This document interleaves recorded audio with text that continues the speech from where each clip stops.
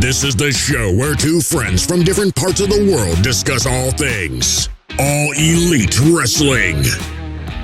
And one of them actually knows what they're talking about. We'll let you decide. Welcome to the Beauty and the Beard Pro Wrestling Podcast with your hosts, Woody and Sarah. Welcome, everybody. This is the one with the Q&A bit where you ask the questions and we try to answer them. But before we get started, yes, we try. But before we get started, I want to make sure you know that we also have other content that comes out each week. We do a Dynamite review. We do the Q&A, which you're listening to now. And we do a topic discussion each week. Predictions for pay-per-views and review AEW pay-per-views. And every now and then we sneak in an interview like we did last week with Danny Limelight. So if you haven't checked that out, make sure to check out our interview with the radioactive Poppy, Danny Limelight. So yes, it was. He, as well. An awesome guy. Yes. So please check that out and check out all of our other content. And don't forget to follow us on Twitter. You can follow the channel at BeautyXTheBeard. You can follow me at Let the Beard Play. And you can follow Sarah at Strange_Pixie. Yes. So now we're going to get rolling with the questions. Again, this is the one with the Q&A bit. So Sarah, are you ready to answer and ask some questions? I am. Let's go. All righty. What is the first one you have for me? The first question is from Dog88. Hello. Hello. The women's tag match for Wednesday. Do you think the swerve will be Vicky debuting a new wrestler to take her place in the match against Britt and Rebel? Or will it be Nyla winning essentially a handicap match to pin Rebel and Vicky never actually getting into the ring? Good question. That is a good one. I never thought about Nyla getting the win there essentially by herself, as you pointed out. That's a good point. And that pin would have to happen on Reba Rebel. Yeah. Because it's not going to happen by her pinning Britt Baker. No. I would lean more towards somebody debuting. I think the consensus is that it would be Zelina Vega. Mm-hmm. I would. That's what I would lean towards. I think the way it's kind of been built, this surprise that's been, it feels like, the surprise that's been built by Vic Andrade. You connect those dots, that's at least what they're wanting you to think. So I hope they're not leading us down a path where they're wanting us to think this and then not delivering, because I think it would be a disappointment unless it's some other ginormous surprise even bigger than that. But to me, I can't think of another surprise other than her that would make sense for Vicky and for Andrade together. So if they got something else amazing planned, I really hope this is what they're leading to, is to her debuting in this spot. So what do you think? It also follows on from the other question that we had from Chris, which was, what are your thoughts on the surprise Vicky and Andrade have been hinting at? So I mean, like you said, the general thought, I think, between every AEW fan is it is going to be Thea, like as in she was Andrade's manager in WWE as Zelina Vega, so obviously it would make sense for her to come into AEW and be part of that, and I'd love him to be with her and not with Vicky. Mm-hmm. Yes. Nothing against Vicky Guerrero as herself. I just can't deal with the shouting. I can't. Yeah. I get it. I get that that's her thing. That's what she's doing. I just personally am not for it. But I mean, it will be good. Yeah, and not to harp on this, but you mentioned with her shouting, the excuse me thing. I know we've talked about it before. I know what it's designed to do. It's just designed to make you cringe and to make you hate Vicky and to make you hate whoever's aligned with Vicky. But it's one of those things that it was a WWE thing and that she did there. And I know there are sometimes there are things that happen there that still just make sense because it fits with the character. It comes over with them. That's how it is. It's too perfect. Let's just take it away because it was something that was done in WWE. But that's a dumb thing. If it works, it works. But that's one of those things that, excuse me, is something that I wish definitely never would have come over because I've never been able to. I'd never liked it then. I don't like it now. Not like it because I think it works as a heel tactic. I just hate it in general. Let's do away with that. So, anyways, but I do love Vicky. I just don't like that. Yeah, exactly. Period. All right, I'm gonna throw one at you real quick. Okay. Right? This is from Marshall Thornton. Hello. And she asks, will there be a brand split when Rampage airs? Or will it just be 2 AEW shows with the same roster? Yeah, it's just 2 AEW shows. Yes. Don't start giving me nightmares. Please do not start giving me nightmares. I don't need a draft. I don't need war. Like, I don't need, like, you know, brand versus brand. I don't need that. Yes. I left watching the other thing because of this, amongst many things. No, Tony Khan has already said it's just an extension of Dynamite. It is just because their roster is massive. They've got Dark Elevation, they've got Dark, they've got Dynamite, and they're going to have Rampage. It's just like, it's the third hour of Dynamite. It's just on a different day. That's been said. And I pray to everything that exists. That is how we keep it, because I don't need Dynamite versus Rampage at a pay-per-view. I don't need drafts. I don't need brand splits, wearing t-shirt. I don't need it. I don't need it. And I'll tell you, and I agree. And I think especially if you don't keep up with all the announcements from Tony Khan and everything else, because not all of us do. I think the question is a relevant question because it's something we've seen with WWE because they have a draft. They have 2 separate shows that each show has their own roster. So it's natural to think, hey, their second shows are going to happen. 100%. But yeah, it doesn't make sense. Even if there was no official announcement like Tony Khan had made, I would still be on the side of it doesn't make sense for AEW to do it. Mainly because, well, one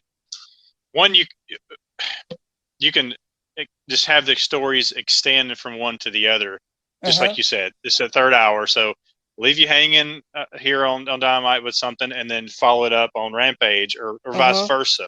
Just have one feed off the other to build interest in each show. You don't have to have separate stories for each show. Just have the stories extend and have different people involved.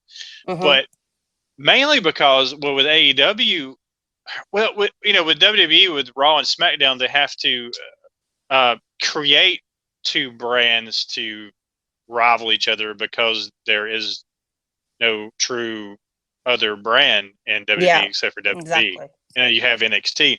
With AEW, they're working with New Japan. They're working with Impact. They're working with AAA. They're working, they're working with all these. So there are other brands that literally aren't owned by AEW. So there are alternative shows to watch that kind of cross over with AEW. Yeah. Even if it's in a small way, there are others that cross over that have their own separate roster. There's some rosters that bleed over. Yeah. So where WWE, and I'm not knocking it, but they have to manufacture 2 brands to not face each other, to be alternate to each other. AEW doesn't have to do it because they literally do work with all these other companies. Yeah. So like AEW, there's a legitimate real brand split because there are legitimately other brands out there we work with. So like AEW isn't like the real world that everybody else exists in. WWE is in their own universe that nobody's allowed in. So that's exactly what it feels like. Yeah, it's literally like AEW and every other wrestling company lives on Earth. WWE lives off in a far off galaxy, far away that Chris Statlander can't get to. So not even everybody's favorite alien. Not even everybody's favorite alien can boop her way over there. So so it's a genuine good question, but no. I hope not ever. They are my thoughts. Next question from me to you is from Ted the Hillbilly Heel. Hello, regular contributor for us. Yes. The question is, will we now see Jungle Boy and Luchasaurus team up with Christian for a feud with the Hardy family office? I didn't think about this. Me either, but yes. Yes. Absolutely. Yeah. That makes a lot of sense. Yeah, because I remember in that pep talk thing like that we mentioned in the review that Jungle Boy basically said to Christian Cage, "Is he even having problems with Matt Hardy?" Like it's been mentioned. So yep. So I can see, Jungle Boy, Luchasaurus, and Christian versus Matt Hardy in Private Party. Oh yes, that could happen. And then you think, just take it another step further, and this is kind of how these stories branch off. You got Orange Cassidy, who has problems with the Hardy family office now too, with the Blade. So you have best friends versus Butcher and the Blade, and Matt Hardy could get mixed in with that. And then at some point, Orange Cassidy teams with Jungle Boy to face to it. There's so many different. The branches of the tree crisscross in so many ways with so many stories. They're just endless possibilities of matchups that do make sense, and they don't feel like Ethan Page versus Bear Bronson, where you're like, what? Yeah, but you could have these random matchups that may seem random on face value, but you look at it and go, no, it's okay. That makes sense for Orange Cassidy versus so and so, or the Butcher versus. That's why like, the faction thing in AEW works, because once the faction's involved, people in that faction then can get involved with other stuff, and it just makes, like you said, these branches come off, and it just makes stories, and it just makes it flow, and it's more. I say this all the time, but it's more natural for it that way. I know not everybody loves factions, and look, you can all have your own opinion on it, but for me, it's just. It's a more natural thing. Like I have a friendship group. Like my husband has a friendship group. Sometimes then friendship groups merge because we're at the same thing. Yep. It happens. It does. Sometimes the streams cross. Indeedy. Yep. So yeah, factions are fun. Let's keep it going. I don't care what everybody else says. I do care what everybody else says. I care more about what I say. Yes, that's the way it should be. That is the rule for Twitter. Care more about what you care about. All right. Exactly. Don't worry about the trolls. No. All right. I have one more question, then the rest are all yours. And I have one more question. You only have one more question? Okay, I have one more question. You have one more question, and then we're done. Unless we can start making up questions from fictional people. I can do that. This one is from Derek Showtime Jr. Hello. Hello. It's a good question, especially coming off of Eddie Kingston's post-Dynamite speech, which if you haven't seen that, so good. If you haven't seen that, please check that out. It's on AEW's YouTube. Yeah, it is, and it's one of the best. I know they do as well. It is, and it's divisive. That would be the best way to put it. I agree with it. I love it, and I retweeted it. Absolutely, it's my thing. Every bit of that. But this is a fair question from Derek Showtime Jr. though, because this is kind of. I'm assuming this is where this came from. This is fair enough for foul play. Fellow stars from other promotions ripping others on national television. So, what are your thoughts, basically, on stars from a promotion ripping on another promotion on national TV? Which, in defense, this actually didn't happen. Eddie Kingston's didn't happen on Dynamite on TNT. No. It was post match or post show that they posted on YouTube, but it's still relevant because I mean this is let's be real, YouTube is national TV. I mean that's it's worldwide TV. Everybody can see it. It's available to more households than TNT. So yes, it is what it is. So your thoughts on this? Yeah, I mean, I get the possible issues with it, but look, I look at it this way. Okay, over here in the UK, like we have the Euros going on, like in Europe type thing, and you can say like in press conferences and things like that, what you think of the other teams and things like that. I think it's wrestling, I mean, if we're going to say from what Eddie said, because, and like we said, it wasn't on TV per se, but taking shots at WWE, I think the $1 billion, $1 billion company will be okay. I think they'll survive. I think this is what Andy Murray from What Culture basically put on. So I'm just going to phrase what he said. Yeah. But I think there will be. I think they'll be okay. I think they'll be able to get back up the next day and continue working. I don't see a problem with it because wrestling used to be territorial. That's what it was. So it's not that completely, taken away from that side of things. It's just happens to be on possibly on TV now. I don't see a problem with it personally, because if you think your product is that good, if you have that much faith in stuff that you are putting out, and you think your competition is inferior, then why the hell would you care? Why would it matter to you? You're making X $billion. You basically, when someone says, I watch wrestling, the first thing they say is WWE, which really annoys me. That's the first thought. Yep. Yeah. Then I think you're pretty much okay with someone taking shots at you. And if you start getting, as the company that are having the shots taken at, if you start getting a bit upset and touchy about it, then maybe you're not so confident in what your product is. Yes. So just gonna say. And here are my thoughts. And I agree with what you said. I'm okay with. Look, I grew up watching WCW versus WWF, WWE in the 90s, the Monday Night Wars. There were shots taking every Monday night, to the point where Raw is running skits where they have a person playing Ted Turner and dressed up like an old Hulk Hogan. I mean, literally, they wrote skits to make fun of the other promotion. And then at the same thing, you had Eric Bischoff taking shots at Raw on national TV, and Tony Schiavone saying, actually calling out I think it was Tony who gave away the main event of Raw that had been taped. It wasn't live, and it was, I think, Mankind winning the world title and making the comment, that'll put butts in the seats. I mean, so literally, and that's a famous moment. So, look, if you grew up watching that, this is nothing. I mean, I like this kind of stuff.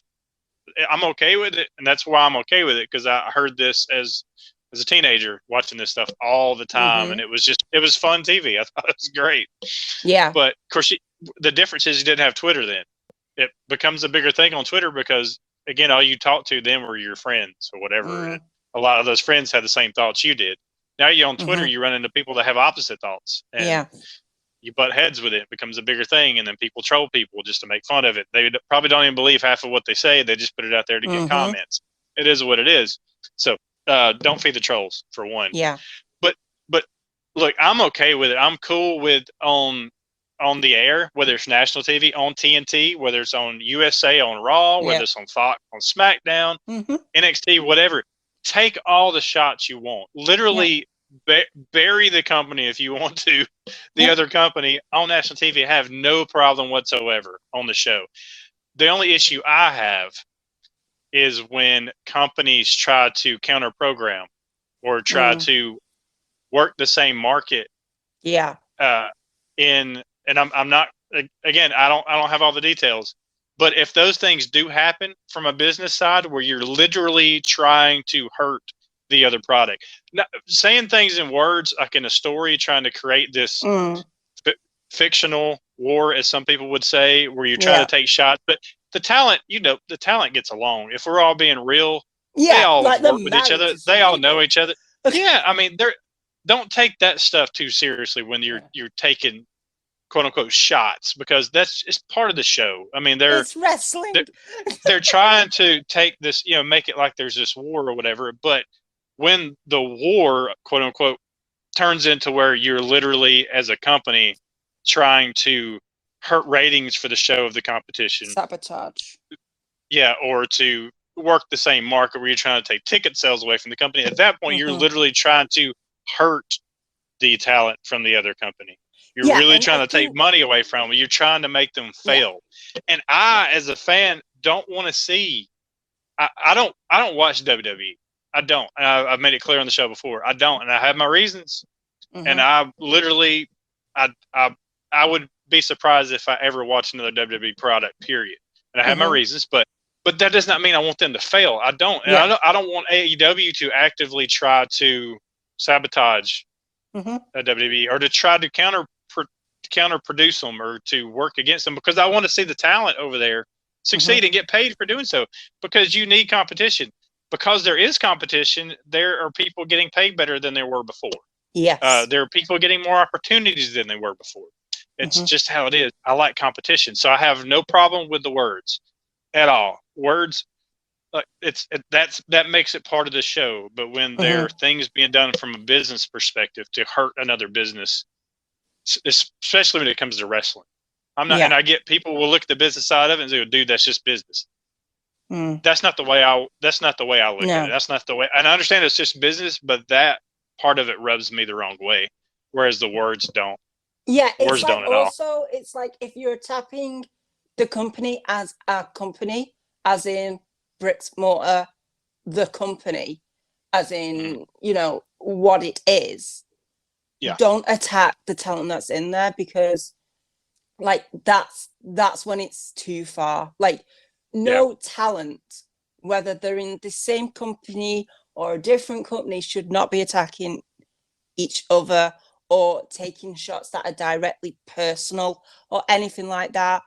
That's just mean. That's just Yeah. pointless. That doesn't, benefit anybody. It makes one person look absolutely horrific. It makes the other person, feel kind of like, the spotlight's on them when they don't need it to be, and stuff like that, like highlighting stuff that isn't Yeah. anything to do with wrestling. I mean, at the end of the Yeah. day, it's wrestling, it's a business. But when the business and stuff starts getting personal, then it's no longer jokes.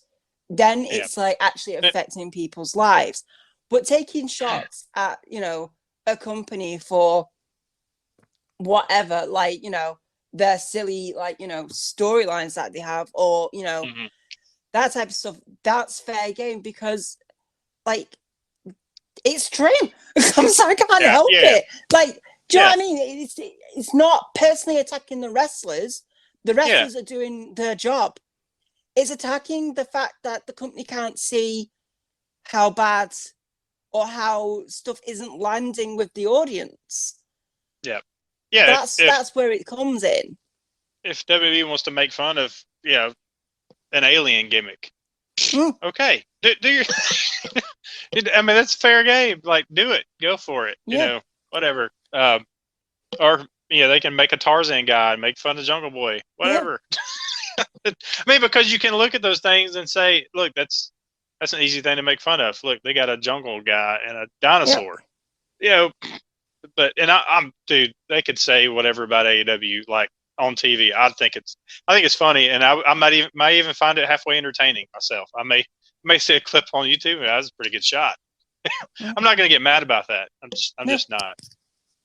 It is pointless. not. There's too much other stuff going on in the world to start worrying about a wrestling company taking a shot at another wrestling company. Yeah. I mean, But there's a lot going but on. but I'll tell you, I think where a lot of the lines get blurred, and I see where some people, I guess, can get rubbed the wrong way, because with Twitter, especially with social media, it's hard to tell. Like say when Kenny Omega, if he tweets something out negatively towards somebody, for example, and I don't know, I don't follow it closely, but let's just say Jericho or Kenny Omega takes a shot at somebody from another company. Well, are they doing it in character, or are they doing it as Jericho, as like his like legit self? That's where the line gets blurred and people get upset, because they're thinking it's, well, is it really what Jericho thinks, or is this Chris Jericho, the character, just playing the heel as he was for a while, taking a shot at this other character for another company? And it's a good thing, because let's be honest, kayfabe is dead. Yeah. We know what's up. We know it's all predetermined. Yep. So what Twitter does is it blurs the line, where it makes kayfabe kind of real again, where you don't know for sure if what they're saying is legit or if it's Unless just it's in store. MJF. Yeah, and then you know it's all character. And you know it's just MJF. You hope it is. But yeah, but it's that's the fun part, but it's also the divisive part, because sometimes it's hard to tell what's real and what's not on Twitter. So it's where as a kid it used to be hard to tell what's real and what's not in the ring. Well, now we know what's real and what's not in the ring. But now we're questioning what's real and what's not on Twitter. So it's funny how Twitter has now become where kayfabe is still alive in a sense. And that's where people get so upset. And I can understand it to a degree, because I mean, I've seen Twitter interactions between wrestlers where I go, whoa, that went too far, man. Y'all are, you're taking like personal shots, but are they? Or are these two wrestlers actually texting each other back and forth going, we're going to create a little buzz? The fact is that mainly is the case. Yeah. Like, I genuinely think that is the case. And do you know what? If you're unsure, this is like the rule that I have. If you're unsure if this is legit real life or if this is in wrestling life, then don't comment, don't like, don't retweet, and you're not involved. Done. Yeah, because move on. I do think when people get, it's a good rule. I do think a lot of people, when they comment and they get so up in arms on these Twitter battles that happen, 99% of the time you're getting worked. You're absolutely getting worked. And these wrestlers that are having this battle, that are probably texting each other behind the scenes, are laughing their butts off, because so many people are getting riled up about this. But that's what they want. If you create this buzz, it just helps. I think it helps their characters, whatever role they're playing. Yeah. It can create that. It's just use my rule. Yeah. It's easy. If you don't get it, if you think it's real life, or you're not sure if it's real life or wrestling life, just like laugh to yourself and move on. Don't like, don't comment, don't retweet. Then that is the one in anything. That is one of the only Sarah rules that I will ever tell you to follow. All the other ones, because you'll get injured. Because all the other ones you will probably get arrested for in several states or countries, depends on where you are. Yeah, a lot of those things are illegal. So go ahead. Yeah. Okay. What's your final question? So, final question is from AEW Showcase. Yes. Hello. The question is, we've had quite a few regarding this, which I think this is on everybody's mind. Thoughts on Conan or Thea replacing Vicky as Andrade's manager? Is this a necessary move, or is Vicky just fine serving as Andrade's manager? You know, I haven't thought about Conan as I think Conan Andrade's might be a bit busy. Yeah, he might be. Yeah, I don't think he's going to do it anytime soon. He's going to be recovering from that spike pile driver for a while. I would think Trinidad. I think that'd be the way to go. It would be the natural way to go, because we've been there before and it worked. So again, I talked about not using the things in WWE over here, but sometimes they just work. So sometimes they're paired up elsewhere because that's the right thing to do. So I would lean more towards that than Conan. I think if anything, Conan needs to be with Proud and Powerful at some point down the road as a permanent fixture, to be their guy with them when they come out as a tag team. And then bring Danny Limelight into it. Yes. Danny Limelight, please. Conan, Danny Limelight, Proud and Powerful. Let's do it. Everybody keep retweeting my tweet. It's like loads of people have. I'm going to retweet it back out, and then everybody needs to retweet again. Let's get Danny Limelight to New York for that show. Yes. Please. My thing about the whole Thea replacing Vicky is I want Thea to be with Andrade, because obviously it worked brilliantly, but I also want to see her wrestle so much. Yes. Yep. I think what you could do is you could have a really good story if she comes in, is to kind of like worm her way in between Andrade and Vicky. And like, yeah. You know, you could have like Nyla Rose backing up Vicky, but then, do you know what I mean? Like going, I was with him, like I know him better than you, blah, blah, blah. That would actually be quite an interesting story. And guess what? Wayne would be involved. Yep. And then you got a storyline. You got a storyline outside of the women's title that makes sense. Natural feel to it. Absolutely. Yes. So that was the Q&A bit. Yes, the Q&A bit, and we managed not to kill any doves or have a romantic comedy between Jake and Lance. I think this is like the first Q&A we've had without a Lance Archer question. Yeah, I think that as well. Like, he hasn't been around, so no, he wasn't on. He's still in his warehouse. Yeah, he was not on this show, which is another interesting point. Mm. Which is another good point, because you don't have to have the same people on every show all the time. If you take them off the show every now and then, it keeps them fresh. It doesn't beat you over the head with it. Yep. All right. So before I get off on a Lance Archer tangent, which we didn't have this show, I'm creating my own apparently. I hope you enjoyed this Q&A, the one with the Q&A bit. Don't forget to keep an eye out for all of our other shows, our Dynamite reviews, our topic discussions, and our pay-per-view reviews and previews whenever there is a pay-per-view. And our interviews. Again, just as a reminder, don't forget to go listen to our interview with the Radioactive Poppy, Danny Limelight. Such an awesome guy. Yeah. And we've got to get him to New York. So yes, when you see that tweet go out from Sarah, retweet it. Just keep it going. Again. Keep the buzz. Yes, please, yeah, because one was already getting out there, so she's gonna get another one out there. So let's get that one going too. Let's get some traction. I think I may send one out every week. It's a good idea. And like Tony Khan will literally, will she just do one? Stop. No, Okay. no, she will not. Not until Danny I succeed. Danny, here's your ticket to New York. Just to shut this girl up. Tell her to stop. Tell her to stop. Call off the dogs. Okay. She's crazy. And I'll respond, you're right. Legit. She's not playing. She's crazy. Oh, okay. So, yes, please get on board with that. Don't forget to follow us on Twitter. You can follow the channel at BeautyXTheBeard. You can follow me at Let the Beard Play. And you can follow this nutcase at Strange_Pixie. You can. I hope you enjoyed it.